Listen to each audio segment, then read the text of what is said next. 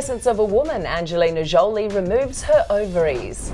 Bonding blues, mother traumatised after baby swap mistake. And walks safely at night, victim blaming or just common sense.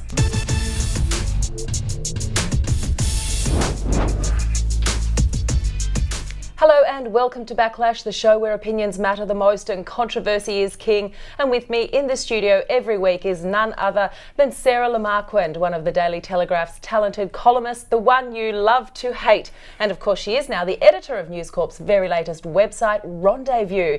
If you haven't had a chance to check it out, make sure you do. Not only will you be able to find Backlash there every week, you'll be able to have your say on absolutely everything that's important to women.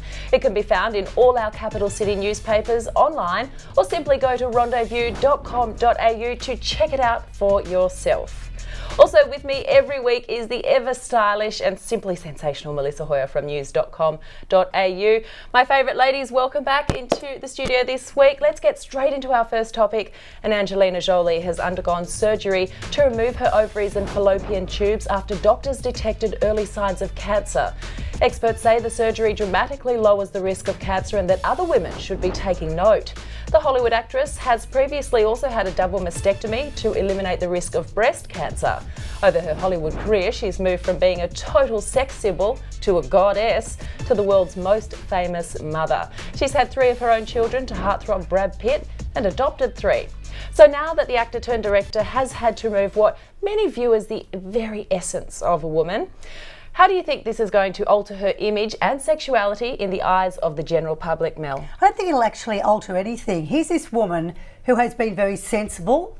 She has gone to her doctor, her specialist, everyone who knows about this stuff. I think we, as mere punters, do not know about medicine. So she obviously has taken the best advice on board. She's done something that is right for her. And if anything, she's raising awareness. And so people and using her celebrity for good. So there will be people who do look at Angelina as their goddess, but they'll think, okay, she's gone and done this. Gee, I better go and check for cancer. So I think she's used her celebrity status for good. And obviously what she has done, the emotional tie and the emotional aspect of it is something we can't imagine, but good on her for doing it. And I think that is something that we will learn and perhaps just raise awareness of cancer. Mrs. Brad Pitt apparently carries the inheritable BRCA1 gene mutation, which is why she chose to undergo the surgery. When mastectomies were first introduced some 20 to 30 years ago, many women really struggled with identity issues following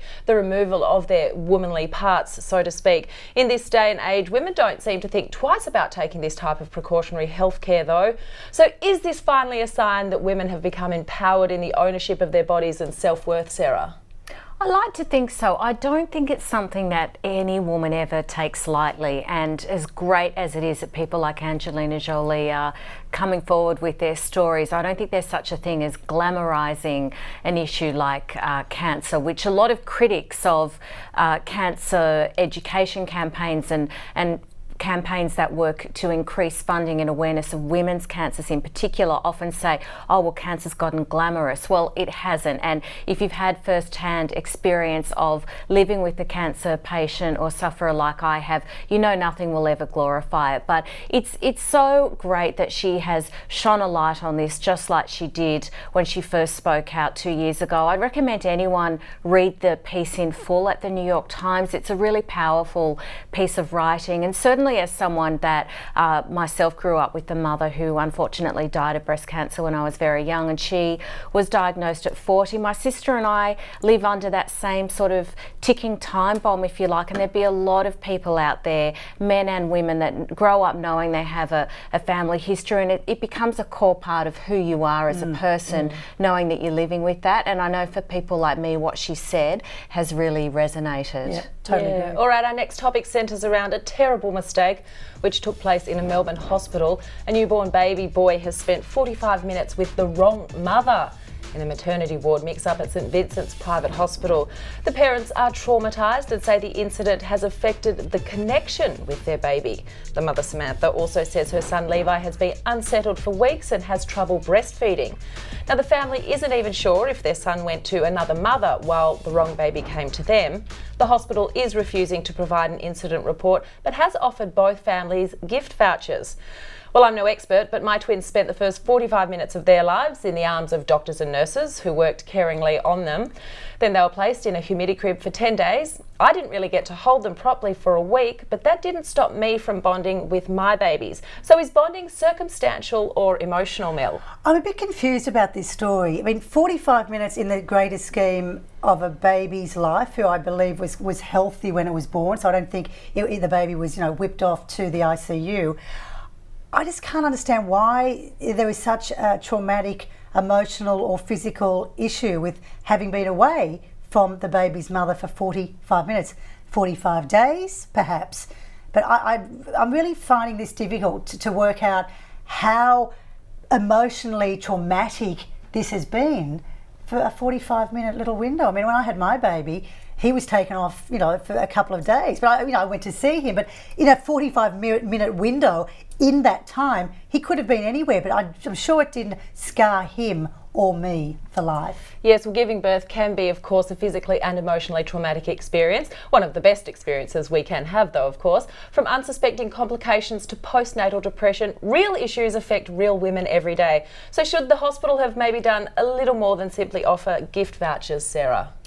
I think if this family feels that they're owed answers and that they feel that the hospital is refusing to disclose the incident report, then probably the hospital should do the right thing and maybe be a little bit more transparent with this family. But I agree, most people that have had childbirth have separated from their newborns for a variety of reasons. I'm absolutely not excusing the hospital. It sounds like it was a mess up, and my heart does go out to these new parents if they do feel that this is affecting the mother bonding with her child. But there are many, many reasons that babies are separated. Myself, as with Moira and Melissa, had my son was born with some fluid on his lungs and was taken away for a couple of hours. And in the scheme of God willing, a child's long and healthy life, it really is just a matter of moments. And there are actually a lot of reasons that you can have bonding issues. And I just to play amateur psychologist for a moment, I would dare suggest that this mother is probably looking for someone to pin the problems on. You have a healthy baby. I know it's easy for me to say, just make the most of it and move on from that 45 minutes. Indeed, our last topic of the week now, and there's been backlash over a safety message that was released to women following the fatal stabbing of Canterbury girls schoolgirl Massa Vukotic. Women in Melbourne have been told to only go to the station in pairs, make sure they're not there too late at night, and to look out for one another. Now, some feminists have reacted hysterically to this message, claiming it suggests women are responsible for their assaults. So bottom line, is this victim blaming or sheer common sense, Mel? I don't think it's victim blaming, it is common sense. I mean, if that is going to potentially help you as a single female to have a mate or a female buddy with you going from a station or if you've been out at night, just do it. Why should you be standing up on a desk and being, I'm a feminist, I want to walk on my own? We'd love to say we want to walk from the train station to home, and think that you can do it and be safe. That is everyone's ideal. But if you can be walking with a buddy, why not? I just don't think we need to make it sort of a gender debate. If you do feel safer because you are with a pal, just do it. Yeah, well, there's always been talk of the way female assault, rape or murder victims had been behaving before their assault, rape or murder. What were they doing to encourage their attackers? Did they lead a life that was asking for such an end result? Well, this got me thinking about the recent court case for murdered Sydney man Morgan Huxley. It's been revealed the night of his death, he may have been seeing a number of different women all at the same time. He could have been involved in a sexual act. He was drunk and seen having fun in a local bar, and he walked home alone. So if we apply the same principle often applied to female victims here, some would say Morgan Huxley was asking for it.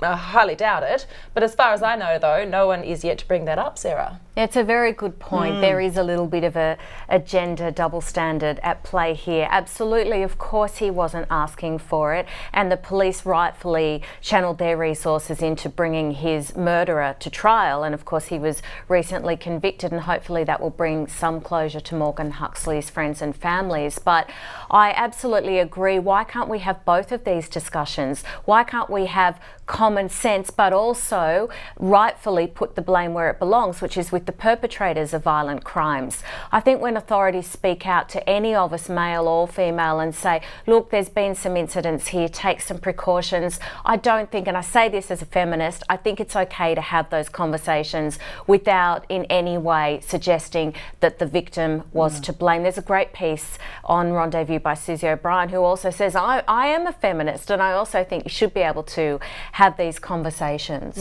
All right, ladies, before we end up, let's take a quick look at this week's shock frock. And we all grew up with Snuggle Pot and Cuddle Pie. Hopefully many of today's children will also, but while Australian children do cherish May Gibbs' classic Australian bush towels, perhaps they are best left in storybooks rather than on the catwalk. What do you think, guys? I mean, that maybe for a movie. The bush and crochet is really nice on the end of the bed. Oh, yeah, it's just, I mean, you wouldn't really wear that in the street, would you? No, I think the best fairy tales tend not to make the best clothes. Exactly. It should definitely stay in books. Exactly. All right, more Backlash next week. See you then.